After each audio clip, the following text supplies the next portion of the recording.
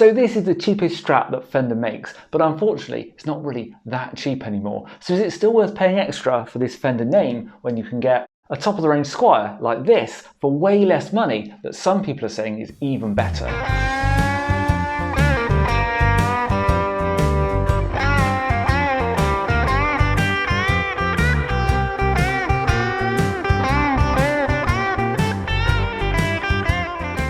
So I keep seeing videos saying that the latest Squiers are now getting better than Fenders. So we're going to put that to the test and compare these two side by side. What we have is the entry-level Fender versus the absolute top-of-the-range Squier, and throughout this video I'll be scoring them across 5 categories, giving you loads of sound samples and ultimately delivering my verdict on whether a Squier can truly compete with a Fender. So what are these two guitars? Well, over here on the left, this is a made in Mexico Fender Player Series Stratocaster. This one's about 4 years old, and I bought it just because I really love this typal blue colour, but it's since kind of become my main guitar because it's the one I take when I go travelling, so it ends up in a lot of my videos. Now when I bought this, it was £519, which seemed a lot at the time, but they've since gone up even more, and now they retail for about £639. They're actually £719 on the Fender website, but of course other shops you can get them a bit cheaper. Then here on the right we have a Squier 40th anniversary vintage edition Stratocaster made in Indonesia. Now I've been looking for a Squier Strat for the channel for a while, and I saw this one come up at a good price in a really cool colour and went for it. Now up until recently these were going for about £449, but in the last few weeks a number of retailers have absolutely slashed the prices, and I got this for the bargain price on Toneman of £259. Now the interesting thing is, despite being so much cheaper, this Squier actually has a lot of cool vintage features you don't normally see until much higher up in the Fender range, whereas the Player Series is kind of the entry-level modern guitar. It's a nice guitar but kind of no frills. If you wanted a Fender branded instrument with these same vintage appointments, you'd be looking around £1,000 or more.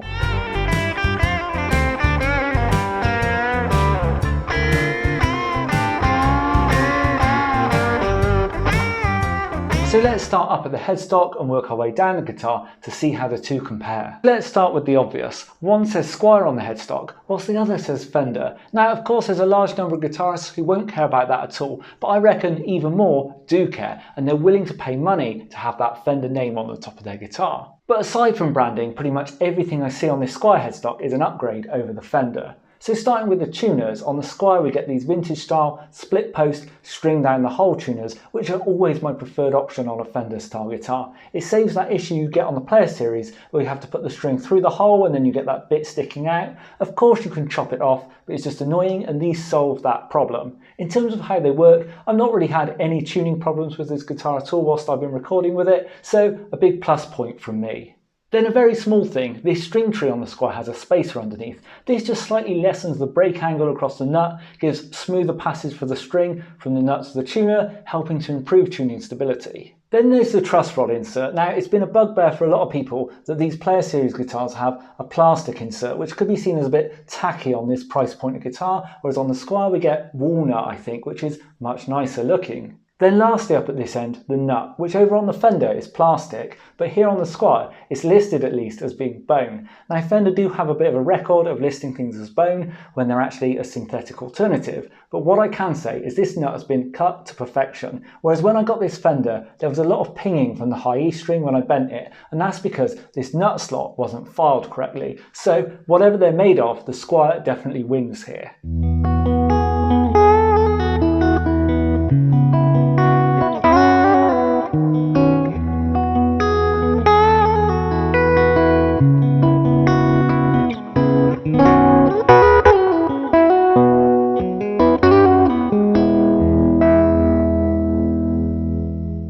Coming down to the neck, although this Squier is a vintage style model, it does still have a 9.5 inch radius, just like the Fender, but let me move into the playing position to talk more about how it feels. On the neck of the Fender, we get a gloss finish on the front of the fretboard, which I think is really nice and is kind of how a maple neck Strat should be to me. But then on the back, it's what they call a satin finish, but to be honest, it's still fairly shiny, and overall the whole thing feels quite polished and quite done, if that makes sense. It's not quite as nice feeling as on some of the high-end American Fenders, but overall you can really tell the effort's gone in to make a nice feeling guitar. And just like the Fender, the Squier has a one-piece maple neck with the skunk stripe running down the back, but this time we get the same satin matte finish on the back of the neck and the front of the fretboard with this amber tint on it. Now I've seen a lot of people saying they think this amber is a bit much. I actually think it looks really good and adds to the vintage vibe. As for the matte filling neck, yeah, it really works in its own right. It's very different from on the Fender, a lot less polished feeling, but for that reason there's a certain type of player that's actually going to prefer the feel of this neck. With the neck dimensions on this one, Fender have gone right down the middle. So it's not like a fat vintage neck, but it's certainly a lot chunkier than you find on a lot of modern Yamaha or Ibanez guitars. Some people might find this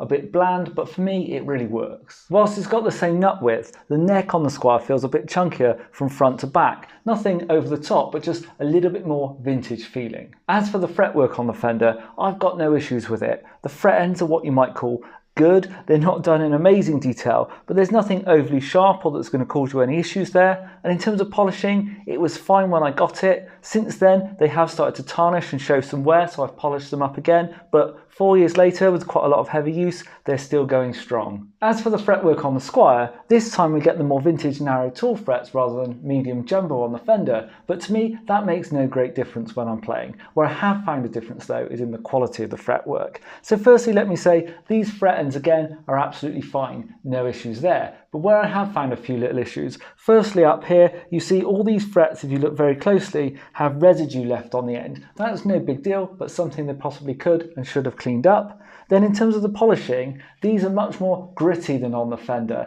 Again, it's no big deal, but something you need to polish up yourself in order to get this guitar playing a bit better. But then lastly, maybe a bit more serious, is this. You hear that buzzing there? Well, it's not there at the next fret. And that's because this 11th fret here is a little bit high, so when we play at the 10th fret, it buzzes against it. And that's something that shouldn't really be happening, and you need to do fret leveling in order to resolve that. One last thing to mention about the neck is these Mexican Fenders now get the overhang at the end of the fretboard, so we get a 22nd fret. Now this doesn't really make any difference to me, but I know there's a lot of players out there who just can't live without it. At this point, let's start filling in scores, and for build quality I'm going to give the Fender a 7. It's a really well put together guitar, but a couple of things just let it down, like the nut slots and a few lower quality components. As for the Squier, I'm afraid I can only really give it a 5 due to the lower standard of fretwork, and as we'll see later, a few little finishing flaws around the body. But for playability, it's going to be a 7 on both for me. They're different feeling guitars, but both have really nice necks that are easy to play.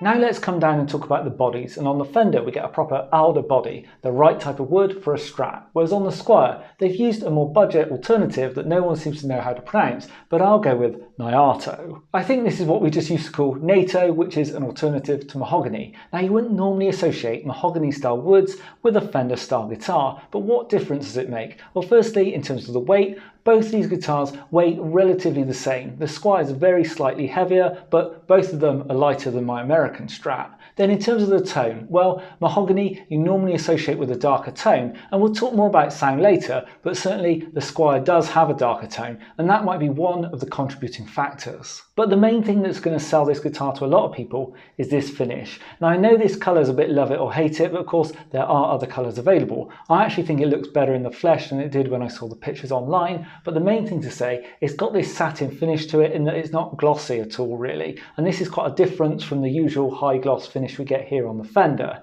Now this is something I've seen Fender use on the American Performer guitars before, which are kind of a stripped down American model, so I wonder if there's a bit of a cost saving in doing the finish like this, but either way, for a lot of players this will have a huge appeal. The Fender gives us a standard high gloss finish, but I really feel that Fender have upgraded the colours on these Mexican guitars in recent years. The sunburst's a lot better than it was, and colours like this Typal make these guitars really appealing, even though they're kind of a basic model. In terms of how hard wearing these finishes are, well, my Fender's picked up a few dents along the way, and these hard finishes really don't wear very nicely. The finish on the Squier feels like it might be a bit less hard wearing, but that remains to be seen. What I can say is it came with a few little imperfections, particularly around the neck joint is not that tidy there, and I've seen that a lot on these guitars with this type of finish. Coming down to compare these bridges, and on the Fender we get the more modern 2-point trem, whereas on the Squier, being a vintage model, it's the traditional 6-point.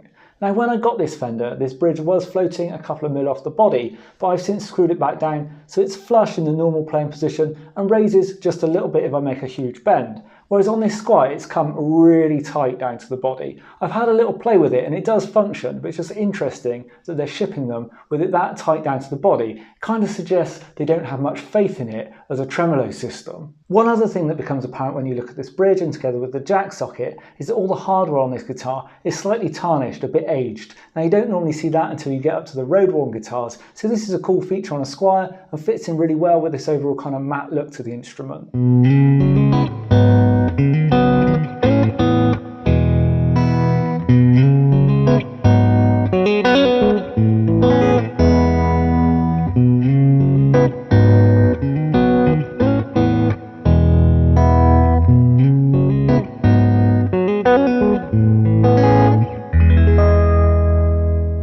Then let's look at the scratch plates, and I wouldn't normally talk about this in a video, but it gets interesting here because on the Fender it's just the standard plastic, whereas on the Squier we get gold anodized. Now this is kind of cool in terms of a look thing, but I've noticed it's also a bit different in terms of the way it feels because the guitar kind of has this natural reverb when you play it unplugged.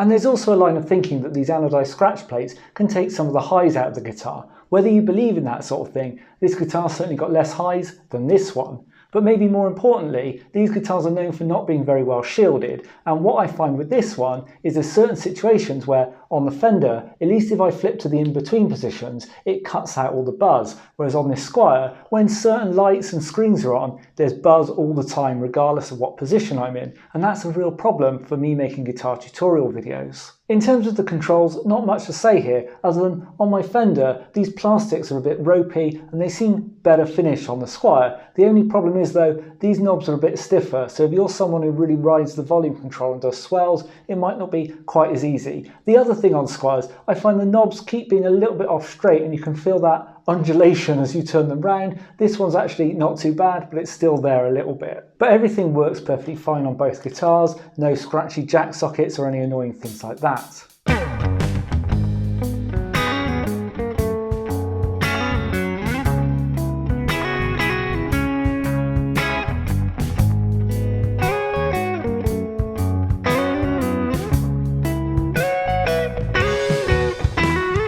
Then lastly on the side-by-side, let's talk about pickups, and both these guitars are spec'd with Arnica 5 single coils, and whilst they might read the same on the spec sheet, they're very different in practice. The Fender Player Series here has quite bright, low output pickups, and for me, they're great. They really encapsulate what a good Strat should sound like, particularly on the in-between positions where that brightness really carries through. Whereas the Squier here, the output's the same, but the EQ curve is completely different, and it's a much more subdued sound. Now, of course, the pickups are only part of the story in terms of the sound, the bodywork, the bridge, the nut, in this case, maybe even the pick guard, all count towards it. But when I put all of that in the round, I find it hard to get that excited about the sound of this Squier when I compare it to my Fender.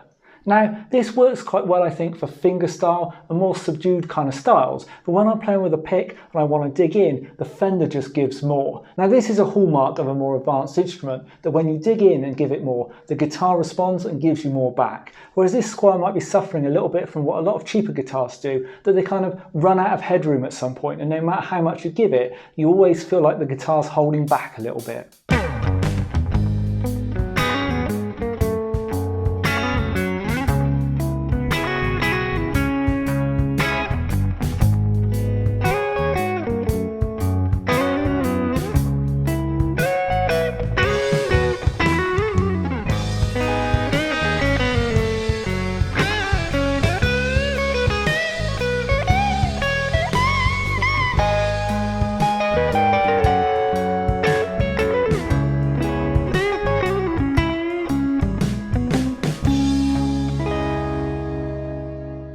So for the scores for sound, and I'm going to give the Fender a 9 actually. Such a classic Strat sound that it's really hard to fault it. But for the Squier, I can only really give it a 5. It's just too generic, and I don't really think it sounds any better than an Affinity Strat, and that does take away some of the fun of playing this guitar. So back to the original question, and the Squier's now getting as good as Fender's. What's my conclusion? Well, on the basis of these two guitars, the answer has to be no. The Fender is still the clear winner.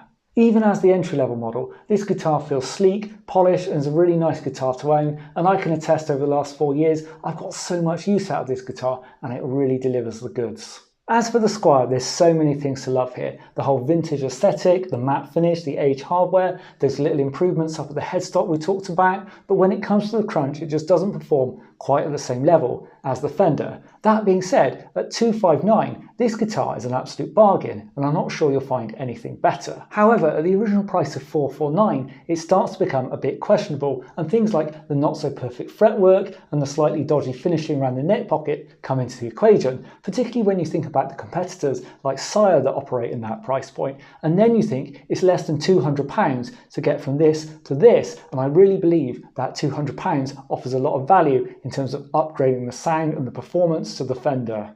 So let's finish off the scoreboard. In terms of the vibe or desirability, the Fender, I'm going to score a 7. Yes, it's just a basic Strat, but it's a really nice basic Strat, and I think with the colour options they offer, it becomes really appealing. The Squier wins here though with an 8. Those vintage features together with the matte finish and gold pickguard, it's a really cool guitar. Then value for money, and I'm going to score the Fender a 7 again. Yes, it's going to feel expensive with the recent inflation, but what you're getting is a proper Fender Strat that's going to last decades. So that brings the overall score for the Fender to 7.4. The value for money on the Squier is interesting, because at the original price of $449, I think I could probably only score it a 5 because there's so many other competitors at that price point. But with this discount down to $259, it has to be a 9 on value for money, bringing the overall score for the Squier to 6.8. And there you have it. In my view, the Fender is still that bit ahead.